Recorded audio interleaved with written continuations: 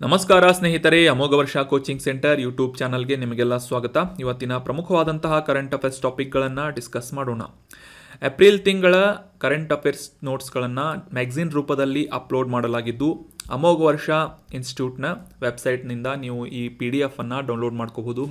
ಈ ಒಂದು PDF ಅಥವಾ ಮ್ಯಾಗ್ಝಿನನ್ನು ಫ್ರೀಯಾಗಿ ಡೌನ್ಲೋಡ್ ಮಾಡಿಕೊಂಡು ಲಾಸ್ಟ್ ತಿಂಗಳ ಎಲ್ಲ ಪ್ರಚಲಿತ ಘಟನೆಗಳನ್ನು ಈಸಿಯಾಗಿ ರಿವೈಸ್ ಮಾಡ್ಕೋಬಹುದಾಗಿದೆ. ಇವತ್ತಿನ ಆರ್ಟಿಕಲನ್ನು ಡಿಸ್ಕಸ್ ಮಾಡೋದಕ್ಕಿಂತ ಮುಂಚೆ ಲಾಸ್ಟ್ ಸೆಷನ್ನಲ್ಲಿ ಕೇಳಲಾದಂತಹ ಪ್ರಶ್ನೆಯ ಸರಿಯಾದ ಉತ್ತರ ಏನು ಅಂತ ಮೊದಲಿಗೆ ತಿಳಿದುಕೊಳ್ಳೋಣ.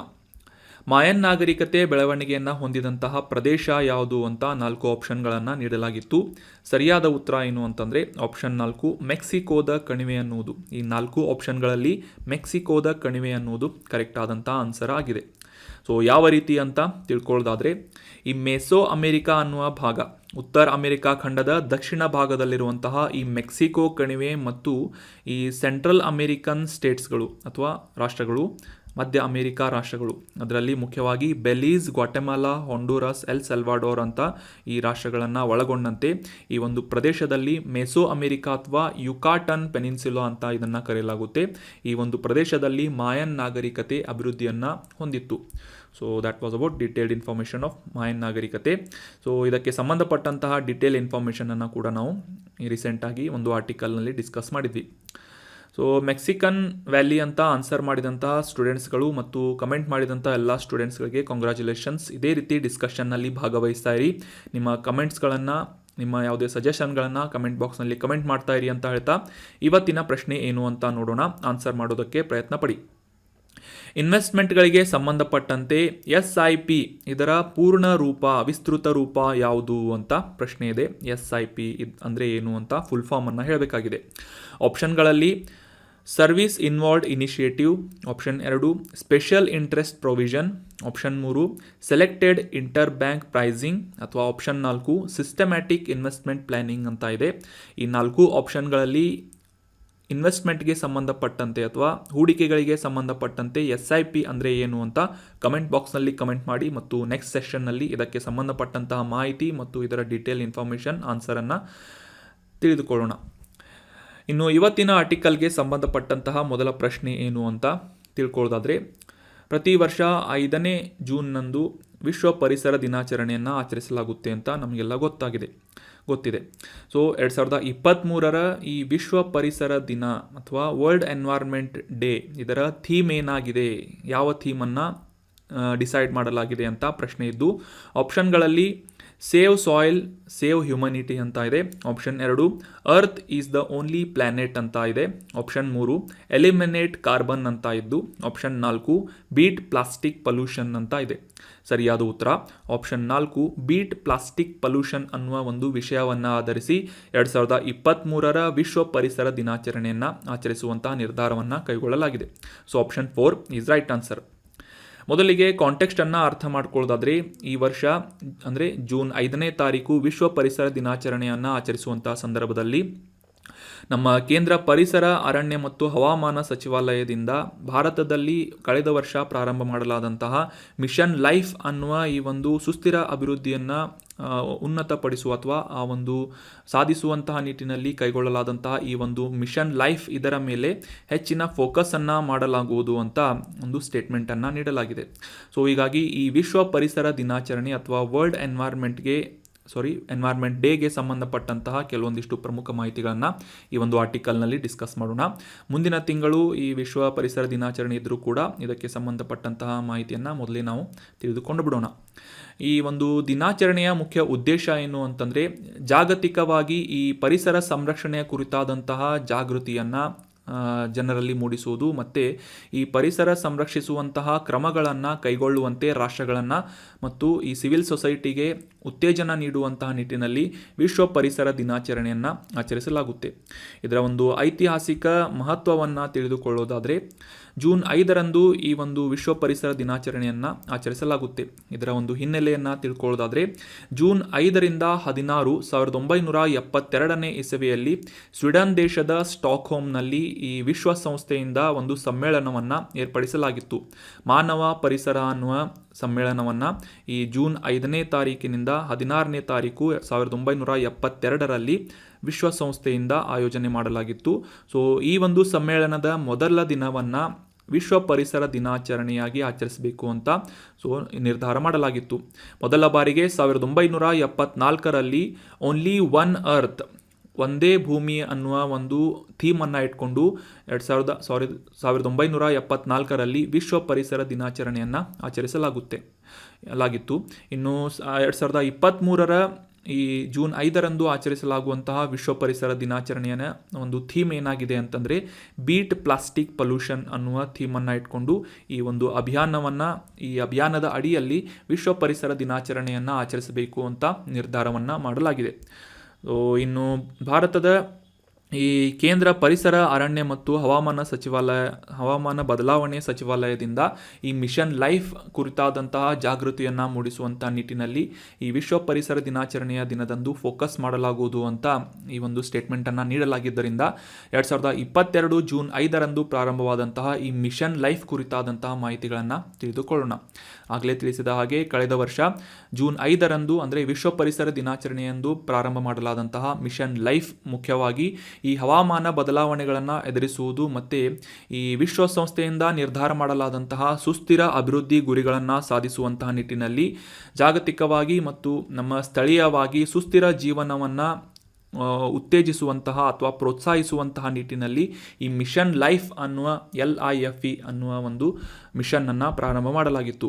ಸೊ ಮುಖ್ಯವಾಗಿ ಈ ವಿಶ್ವ ಪರಿಸರ ದಿನಾಚರಣೆ 2023ರಂದು ಈ ಒಂದು ಮಿಷನ್ ಲೈಫ್ ಮೇಲೆ ಹೆಚ್ಚಿನ ಒಂದು ಫೋಕಸನ್ನು ಮಾಡುವಂತಹ ಗ್ಲೋಬಲ್ ಮೂಮೆಂಟ್ ಆಗಿ ಇದನ್ನು ಕನ್ವರ್ಟ್ ಮಾಡುವಂತಹ ನಿರ್ಧಾರವನ್ನು ನಮ್ಮ ಕೇಂದ್ರ ಸಚಿವಾಲಯದಿಂದ ಕೈಗೊಳ್ಳಲಾಗಿದೆ. So that was about mission life and world environment day. ಇನ್ನು ಮುಂದಿನ ಆರ್ಟಿಕಲ್ ಪಾಲಿಟಿಗೆ ಸಂಬಂಧಪಟ್ಟಂತಹ ಪ್ರಶ್ನೆಯಾಗಿದ್ದು, ಭಾರತೀಯ ಸಂವಿಧಾನದ ಈ ಕೆಳಗಿನ ಯಾವ ಆರ್ಟಿಕಲ್ನಲ್ಲಿ ಬಾಹ್ಯ ಆಕ್ರಮಣಗಳು ಮತ್ತು ಆಂತರಿಕ ಅಡಚಣೆಗಳಿಂದ ರಾಜ್ಯಗಳನ್ನು ಸಂರಕ್ಷಿಸುವಂತಹ ಒಂದು ಕರ್ತವ್ಯ ಭಾರತೀಯ ಒಕ್ಕೂಟದ್ದಾಗಿದೆ ಅಂತ ಆರ್ಟಿಕಲ್ ಯಾವುದು ಅಂತ ಗುರುತಿಸಬೇಕಾಗಿದೆ. Option 1 article 355, option 2 article 356, option 3 article 359 ಮತ್ತು ಆಪ್ಷನ್ 4 ಆರ್ಟಿಕಲ್ 360 ಅಂತ ಇದೆ. ಸೊ ಸರಿಯಾದ ಉತ್ತರ ಏನು ಅಂತ ತಿಳ್ಕೊಳ್ಳೋದಾದರೆ ಆಪ್ಷನ್ 1 ಭಾರತದ ಸಂವಿಧಾನದ ಆರ್ಟಿಕಲ್ 355ರಲ್ಲಿ ಈ ಭಾರತೀಯ ಒಕ್ಕೂಟದ ಕರ್ತವ್ಯದ ಕುರಿತಾದಂಥ, ಅದರಲ್ಲೂ ಮುಖ್ಯವಾಗಿ ಯಾವುದೇ ರಾಜ್ಯಗಳಲ್ಲಿ ಬಾಹ್ಯ ಆಕ್ರಮಣ, ಎಕ್ಸ್ಟರ್ನಲ್ ಅಗ್ರೆಷನ್ ಆಗಿರ್ಬೋದು, ಇಂಟರ್ನಲ್ ಡಿಸ್ಟರ್ಬೆನ್ಸ್ ಆಗಿರ್ಬೋದು, ಇವುಗಳಿಂದ ರಾಜ್ಯಗಳನ್ನು ರಕ್ಷಿಸುವಂತಹ ನಿಟ್ಟಿನಲ್ಲಿ ಕ್ರಮಗಳನ್ನು ಕೈಗೊಳ್ಳುವಂತೆ ಆರ್ಟಿಕಲ್ 355ರಲ್ಲಿ ಮೆನ್ಷನ್ ಮಾಡಲಾಗಿದೆ. ಉಳಿದಂತೆ ಈ ಆಪ್ಷನ್ 2, 3, 4 ಅಂದರೆ ಆರ್ಟಿಕಲ್ 356, 359, 360 ಏನು ಅಂತ ತಿಳ್ಕೊಳ್ಳೋದಾದರೆ ಈ ತುರ್ತು ಪರಿಸ್ಥಿತಿಗಳಿಗೆ ಸಂಬಂಧಪಟ್ಟಂತೆ ಈ ಆರ್ಟಿಕಲ್ಗಳು ಬಿಲಾಂಗಿಂಗ್ ಆಗ್ತಾ ಇದ್ದು, ಆರ್ಟಿಕಲ್ 356ರಲ್ಲಿ ಈ ರಾಷ್ಟ್ರಪತಿ ಆಡಳಿತದ ಕುರಿತಾದಂತಹ ಮಾಹಿತಿ, ಆರ್ಟಿಕಲ್ 359ರಲ್ಲಿ ಈ ಎಮರ್ಜೆನ್ಸಿ ಪರಿಸ್ಥಿತಿಯಲ್ಲಿ ಅಥವಾ ತುರ್ತು ಪರಿಸ್ಥಿತಿಗಳಲ್ಲಿ ಭಾರತದ ನಾಗರಿಕರ ಈ ಮೂಲಭೂತ ಹಕ್ಕುಗಳ ಒಂದು ಸಸ್ಪೆನ್ಷನ್ಗೆ ಸಂಬಂಧಪಟ್ಟಂತಹ ಮಾಹಿತಿ, ಮತ್ತು ಆಪ್ಷನ್ 4ರಲ್ಲಿರುವಂತಹ ಆರ್ಟಿಕಲ್ 360 ಈ ಫೈನಾನ್ಷಿಯಲ್ ಎಮರ್ಜೆನ್ಸಿ ಅಥವಾ ಹಣಕಾಸಿನ ತುರ್ತು ಪರಿಸ್ಥಿತಿಗೆ ಸಂಬಂಧಪಟ್ಟಂತಹ ಮಾಹಿತಿಗಳನ್ನು ಮೆನ್ಷನ್ ಮಾಡಲಾಗಿದೆ. ಸೊ ಎಲ್ಲ ಆರ್ಟಿಕಲ್ಗಳನ್ನು ಕೂಡ ನಾವು ಅಂಡರ್ಸ್ಟ್ಯಾಂಡ್ ಮಾಡ್ಕೊಂಡ್ವಿ. ಇನ್ನು ಮುಖ್ಯವಾಗಿ ರೀಸೆಂಟಾಗಿ ಮಣಿಪುರದಲ್ಲಿ ನಡೆದಂತಹ ಗಲಭೆಯ ಕಾರಣದಿಂದಾಗಿ ಆ ಒಂದು ಪ್ರದೇಶದಲ್ಲಿ ಅಥವಾ ಮಣಿಪುರದಲ್ಲಿ ರಾಜ್ಯ ಭದ್ರತೆಯ ಒಂದು ಜವಾಬ್ದಾರಿಯನ್ನು ಇಟ್ಕೊಂಡು ಕೇಂದ್ರ ಸರ್ಕಾರದಿಂದ 355ನೇ ಆರ್ಟಿಕಲನ್ನು ಘೋಷಣೆ ಮಾಡಲಾಗಿದೆ. ಸೊ ಹೀಗಾಗಿ ಆರ್ಟಿಕಲ್ 355 ನ್ಯೂಸ್ನಲ್ಲಿರೋದ್ರಿಂದ ನಮಗೆ ಈ ಒಂದು article examination point of view important ಆಗುತ್ತೆ. ಸೊ ಕರೆಂಟ್ ಅಫೇರ್ಸ್ನಲ್ಲಿರುವಂಥ ಆರ್ಟಿಕಲ್ಗಳಿಗೆ ಸಂಬಂಧಪಟ್ಟಂತಹ ಪ್ರಶ್ನೆಗಳನ್ನು ಕೇಳುವುದು ಎಕ್ಸಾಮ್ಗಳಲ್ಲಿ ಒಂದು ಪ್ರಾಕ್ಟೀಸ್ ಆಗಿರುತ್ತೆ. ಸೊ ಹೀಗಾಗಿ ಆರ್ಟಿಕಲ್ 350 ಕುರಿತಾದಂತಹ ಮಾಹಿತಿಯನ್ನು ತಿಳ್ಕೊಳ್ಳೋದಾದರೆ, ಭಾರತೀಯ ಸಂವಿಧಾನದ 18ನೇ ಭಾಗದಲ್ಲಿ ಆರ್ಟಿಕಲ್ 352ರಿಂದ 360ರವರೆಗೆ ಈ ತುರ್ತು ಪರಿಸ್ಥಿತಿಗಳಿಗೆ ಸಂಬಂಧಪಟ್ಟಂತಹ ನಿಬಂಧನೆಗಳ ಒಂದು ಮೆನ್ಷನ್ನನ್ನು ಮಾಡಲಾಗಿದೆ. ಸೊ ಹೀಗಾಗಿ 355ನೇ ಆರ್ಟಿಕಲ್ ಕುರಿತಾದಂತಹ ಮಾಹಿತಿಯನ್ನು ಈ ಒಂದು ಆರ್ಟಿಕಲ್ನಲ್ಲಿ ನಾವು ಡೀಟೇಲ್ ಆಗಿ ಅಂಡರ್ಸ್ಟ್ಯಾಂಡ್ ಮಾಡ್ಕೋಣ. ಮುಖ್ಯವಾಗಿ ಪ್ರಶ್ನೆಯಲ್ಲೇ ಡಿಸ್ಕಸ್ ಮಾಡಿದ ಹಾಗೆ ಈ ಆಂತರಿಕ ಅಥವಾ ಬಾಹ್ಯ ಬಾಹ್ಯ ಎಕ್ಸ್ಟರ್ನಲ್ ಅಗ್ರೆಷನ್ಗೆ ಸಂಬಂಧಪಟ್ಟಂತೆ ಯಾವುದೇ ರೀತಿಯಾದಂತಹ ಬೆದರಿಕೆಗಳು ಆ ಒಂದು ರಾಜ್ಯದಲ್ಲಿ ಉದ್ಭವವಾದಂತಹ ಸಂದರ್ಭದಲ್ಲಿ ಕೇಂದ್ರ ಸರ್ಕಾರದಿಂದ ಒಂದು ಆರ್ಟಿಕಲ್ 350 ಜಾರಿಗೊಳಿಸುವಂತಹ ಒಂದು ಪ್ರಾವಧಾನ ನಮ್ಮ ಭಾರತೀಯ ಸಂವಿಧಾನದಲ್ಲಿ ಮೆನ್ಷನ್ ಮಾಡಲಾಗಿದೆ. ಸೊ ಹೀಗಾಗಿ ಈ ಕೇಂದ್ರಕ್ಕೆ ಈ ರೀತಿಯಾದಂತಹ ಒಂದು ಅಧಿಕಾರವನ್ನು ನೀಡಲಾಗಿದ್ದು ತ್ವರಿತವಾದಂತಹ ಮತ್ತು ನಿರ್ಣಾಯಕವಾದಂತಹ ಕಾರ್ಯನಿರ್ವಹಣೆಯನ್ನು ಮಾಡುವಂತಹ ನಿಟ್ಟಿನಲ್ಲಿ ಮತ್ತು ಆ ಒಂದು ಪ್ರದೇಶದಲ್ಲಿ ಶಾಂತಿ ಭದ್ರತೆಯನ್ನು ಕಾಪಾಡುವಂತಹ ನಿಟ್ಟಿನಲ್ಲಿ ಈ ಆರ್ಟಿಕಲ್ 355 ಘೋಷಣೆ ಮಾಡುವಂತಹ ಅಧಿಕಾರ ನಮ್ಮ ಕೇಂದ್ರ ಸರ್ಕಾರಕ್ಕೆ ಸಂವಿಧಾನದಿಂದ ನೀಡಲಾಗಿದೆ. ಸೊ ಈ 355ನೇ ಆರ್ಟಿಕಲ್ಗೆ ಸಂಬಂಧಪಟ್ಟಂತಹ ಎಕ್ಸಾಕ್ಟ್ ಆದಂತಹ ಡೆಫಿನಿಷನ್ ಅನ್ನು ಅಂಡರ್ಸ್ಟ್ಯಾಂಡ್ ಮಾಡ್ಕೊಳ್ಳೋದಾದ್ರೆ ಆಲ್ರೆಡಿ ನಮ್ಮ ಕ್ವಶನ್ನಲ್ಲೇ ಡಿಸ್ಕಸ್ ಮಾಡಿದ ಹಾಗೆ ಭಾರತದ ಸಂವಿಧಾನದಲ್ಲಿ ಈ ಯಾವುದೇ ರಾಜ್ಯದಲ್ಲಿ ಈ ಬಾಹ್ಯ ಆಕ್ರಮಣಗಳು ಅಥವಾ ಆಂತರಿಕ ಅಡಚಣೆಗಳು ಉಂಟಾದಂತಹ ಸಂದರ್ಭದಲ್ಲಿ ಈ ಭಾರತೀಯ ಒಕ್ಕೂಟಕ್ಕೆ ಅಥವಾ ಯೂನಿಯನ್ ಆಫ್ ಇಂಡಿಯಾಗೆ ಆ ಒಂದು ಪ್ರದೇಶವನ್ನು ಸಂರಕ್ಷಿಸುವಂತಹ ನಿಟ್ಟಿನಲ್ಲಿ ಕ್ರಮವನ್ನು ಕೈಗೊಳ್ಳುವಂತಹ ಕರ್ತವ್ಯವನ್ನು ಒದಗಿಸಲಾಗಿದೆ ಅಂತ ಒಂದು ಡೆಫಿನೇಷನನ್ನು ಮೆನ್ಷನ್ ಮಾಡಲಾಗಿದೆ. So that was about detailed information of article 350. ತುರ್ತು ಪರಿಸ್ಥಿತಿಗೆ ಸಂಬಂಧಪಟ್ಟಂತಹ ಮಾಹಿತಿಯಾಗಿದೆ ಇದು. ಆರ್ಟಿಕಲ್ 352ರಿಂದ 360ರವರೆಗೆ ನಮ್ಮ ಭಾರತೀಯ ಸಂವಿಧಾನದಲ್ಲಿ ಈ ತುರ್ತು ಪರಿಸ್ಥಿತಿಗಳಿಗೆ ಸಂಬಂಧಪಟ್ಟಂತಹ ಮಾಹಿತಿಗಳನ್ನು ಮೆನ್ಷನ್ ಮಾಡಲಾಗಿದೆ.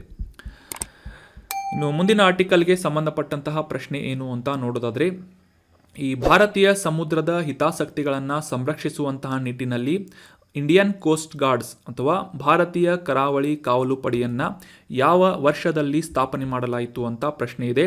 ಆಪ್ಷನ್ಗಳಲ್ಲಿ 1952, ಆಪ್ಷನ್ 2 1966, ಆಪ್ಷನ್ 3 1978 ಅಥವಾ ಆಪ್ಷನ್ 4 1985 ಅಂತ ಇದೆ. ಸರಿಯಾದ ಉತ್ತರ ಆಪ್ಷನ್ 3 1978ನೇ ಇಸವಿಯಲ್ಲಿ ಇಂಡಿಯನ್ ಕೋಸ್ಟ್ ಗಾರ್ಡ್ಸ್ ಈ ಒಂದು ಸಶಸ್ತ್ರ ಪಡೆಗಳನ್ನು ಪ್ರಾರಂಭ ಮಾಡಲಾಗಿತ್ತು. ಮುಖ್ಯವಾಗಿ ಸಮುದ್ರದ ಹಿತಾಸಕ್ತಿಗಳನ್ನು, ಭಾರತೀಯ ಸಮುದ್ರದ ಹಿತಾಸಕ್ತಿಗಳನ್ನು ಕಾವಲು ಮಾಡುವಂತಹ, ರಕ್ಷಿಸುವಂತಹ ನಿಟ್ಟಿನಲ್ಲಿ ಈ ಒಂದು ಪಡೆಯನ್ನು ಪ್ರಾರಂಭ ಮಾಡಲಾಗಿತ್ತು. ರೀಸೆಂಟಾಗಿ ಈ ಭಾರತೀಯ ಕೋಸ್ಟ್ ಗಾರ್ಡ್ಗಳಿಂದ ಈ ಮಾಲ್ಡಿವಿಯನ್ ಸಮುದ್ರದಲ್ಲಿ ಸಿಲುಕಿ ಹಾಕಿಕೊಂಡಂತಹ 10 ಮೀನುಗಾರರನ್ನು ರಕ್ಷಿಸಲಾಗಿದೆ, ಅವರನ್ನು ಮನೆಗೆ ಕರೆತರಲಾಗಿದೆ ಅಂತ ನ್ಯೂಸ್ನಲ್ಲಿ ಪಬ್ಲಿಷ್ ಆಗಿತ್ತು. ಸೊ ಹೀಗಾಗಿ ಈ ಭಾರತೀಯ ಸಶಸ್ತ್ರ ಪಡೆಗಳಿಗೆ ಸಂಬಂಧಪಟ್ಟಂತಹ ಮಾಹಿತಿಗಳನ್ನು ಎಕ್ಸಾಮ್ನಲ್ಲಿ ಕೇಳ್ತಾ ಇರ್ತಾರೆ. ಸೊ ಹೀಗಾಗಿ ಈ ಭಾರತೀಯ ಕೋಸ್ಟ್ ಗಾರ್ಡ್ಗಳು ಕೂಡ ಈ ಸಶಸ್ತ್ರ ಪಡೆಗೆ ಸಂಬಂಧಪಟ್ಟಂತಹ ಒಂದು ಬ್ಲಾಕ್ ಆಗಿದ್ದು ಅಥವಾ ವಿಂಗ್ ಆಗಿದ್ದು, ಈ ಒಂದು ಇಂಡಿಯನ್ ಕೋಸ್ಟ್ ಗಾರ್ಡ್ಗಳ ಡೀಟೇಲ್ ಇನ್ಫಾರ್ಮೇಷನನ್ನು ಈ ಒಂದು ಆರ್ಟಿಕಲ್ನಲ್ಲಿ ಡಿಸ್ಕಸ್ ಮಾಡೋಣ. ನಮ್ಮ ಭಾರತ 3 ಕಡೆಯಿಂದ ಸಮುದ್ರದಿಂದ ಆವೃತವಾದಂತಹ ಒಂದು ಸಬ್ ಕಾಂಟಿನೆಂಟ್ ಆಗಿ ಗುರುತಿಸಿಕೊಳ್ಳುತ್ತದೆ. ಪರ್ಯಾಯ ದ್ವೀಪ ಅಂತ ಕೂಡ ಭಾರತವನ್ನು ನಾವು ಕರಿತೇವೆ. ಸೊ ಹೀಗಾಗಿ ಈ ಸಮುದ್ರದಿಂದ ಬರುವಂತಹ ಯಾವುದೇ ರೀತಿಯಾದಂತಹ ಎಕ್ಸ್ಟರ್ನಲ್ ಅಗ್ರೆಷನ್ಗಳಾಗಿರ್ಬೋದು ಮತ್ತು ಈ ಭಾರತೀಯ ಸಮುದ್ರದ ಕಡಲದ ಪ್ರದೇಶವನ್ನು ಕಾಪಾಡುವಂತಹ ನಿಟ್ಟಿನಲ್ಲಿ ಭಾರತೀಯ ಕೋಸ್ಟ್ ಗಾರ್ಡ್ ಕೆಲಸವನ್ನು ನಿರ್ವಹಿಸುತ್ತದೆ. ಈ ಭಾರತೀಯ ಕಡಲ ಹಿತಾಸಕ್ತಿಗಳನ್ನು ಸಂರಕ್ಷಿಸುವುದು ಮತ್ತು ಈ ಮರೀನ್ ಲಾಸ್ ಅಥವಾ ಸಮುದ್ರದ ಕಾನೂನುಗಳನ್ನು ಜಾರಿಗೊಳಿಸುವಂತಹ ನಿಟ್ಟಿನಲ್ಲಿ ಕೆಲಸ ಮಾಡುವಂತಹ ಸಂಸ್ಥೆ ಭಾರತೀಯ ಕೋಸ್ಟ್ ಗಾರ್ಡ್ ಆಗಿ ಗುರುತಿಸಿಕೊಳ್ಳುತ್ತೆ. ಮುಖ್ಯವಾಗಿ ಭಾರತದ ಈ ಕಡಲ ಬಾರ್ಡರ್ಗಳಾಗಿರ್ಬೋದು, ಒಂದು ಬಾರ್ಡರ್ ಏರಿಯಾಗಳಾಗಿರ್ಬೋದು ಮತ್ತು ಎಕ್ಸ್ಕ್ಲೂಸಿವ್ ಎಕನಾಮಿಕ್ ಝೋನ್ ಅಂತಂದರೆ ಈ ಸಮುದ್ರದ ಮೂಲಕ ಬೇರೆ ದೇಶದೊಂದಿಗೆ ವಹಿವಾಟನ್ನು ಮಾಡುವಂತಹ ನಿಟ್ಟಿನಲ್ಲಿ ಭಾರತದ ಒಂದು ಎಕ್ಸ್ಕ್ಲೂಸಿವ್ ಎಕನಾಮಿಕ್ ಝೋನ್ ಏನಿರುತ್ತೆ ಅದು ನಿರ್ದಿಷ್ಟವಾಗಿ ಭಾರತದ ಒಂದು ಪರಿಸರಕ್ಕೆ ಮತ್ತು ಆ ಒಂದು ವ್ಯವಹಾರಗಳು ಆ ಒಂದು ಪ್ರದೇಶದಲ್ಲಿ ಪ್ರೊಟೆಕ್ಟ್ ಆಗುವಂತೆ ನೋಡಿಕೊಳ್ಳುವಂತಹ ಒಂದು ಸಂಸ್ಥೆ ಭಾರತೀಯ ಕೋಸ್ಟ್ ಗಾರ್ಡ್ ಆಗಿ ಗುರುತಿಸಿಕೊಳ್ಳುತ್ತೆ. ಈ ರೀತಿಯಾದಂತಹ ಒಂದು ಜ್ಯೂರಿಸ್ಡಿಕ್ಷನನ್ನು ಇಂಡಿಯನ್ ಕೋಸ್ಟ್ ಗಾರ್ಡ್ಗಳು ಹೊಂದಿವೆ.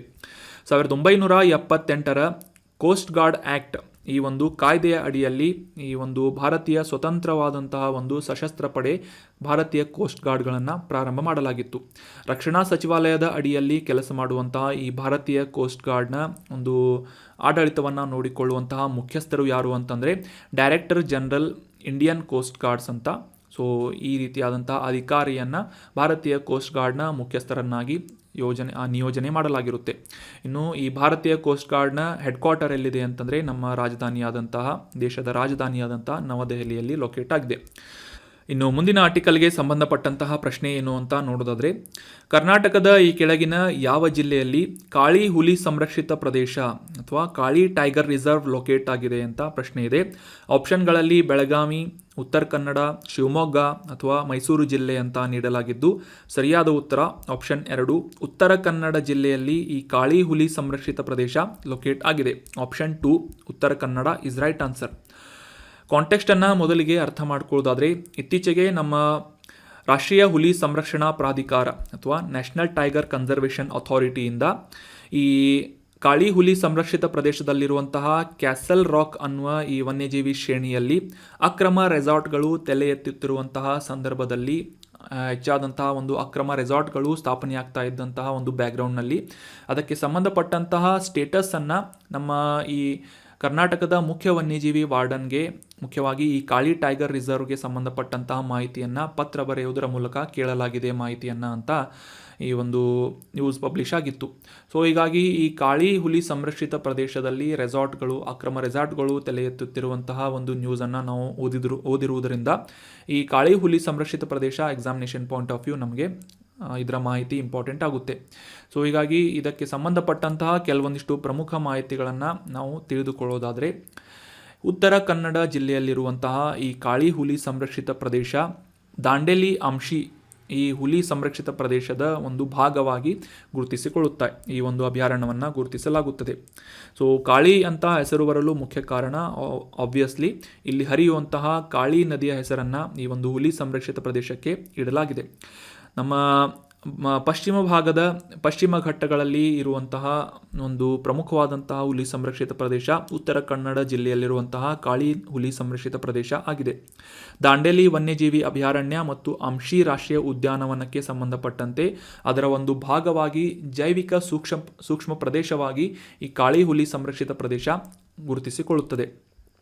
ಇಲ್ಲಿ ಕಂಡುಬರುವಂತಹ ಪ್ರಮುಖವಾದಂತಹ ಸಸ್ಯವರ್ಗ ಯಾವುದು ಅಂತ ನೋಡೋದಾದರೆ, ಮಾಯ್ಸ್ಟ್ ಡೆಸಿಡ್ಯೂಯಸ್ ಫಾರೆಸ್ಟ್ ಅಥವಾ ಈ ತೇವಾಂಶವುಳ್ಳಂತಹ ಎಲೆ ಉದುರುವ ಕಾಡುಗಳನ್ನು ಹೆಚ್ಚಾಗಿ ಹೊಂದಿದಂತಹ ಈ ಒಂದು ಕಾಳಿ ಹುಲಿ ಸಂರಕ್ಷಿತ ಪ್ರದೇಶ, ಅದನ್ನು ಹೊರತುಪಡಿಸಿ ಅರೆ ನಿತ್ಯ ಹರಿದ್ವರ್ಣದ ಕಾಡುಗಳು ಮತ್ತು ಕೆಲವೊಂದಿಷ್ಟು ಪ್ರದೇಶಗಳಲ್ಲಿ ನಿತ್ಯ ಹರಿದ್ವರ್ಣದ ಕಾಡುಗಳ ಮರಗಳನ್ನು ಈ ಕಾಳಿ ಹುಲಿ ಸಂರಕ್ಷಿತ ಪ್ರದೇಶದಲ್ಲಿ ನಾವು ಕಾಣಬಹುದಾಗಿದೆ.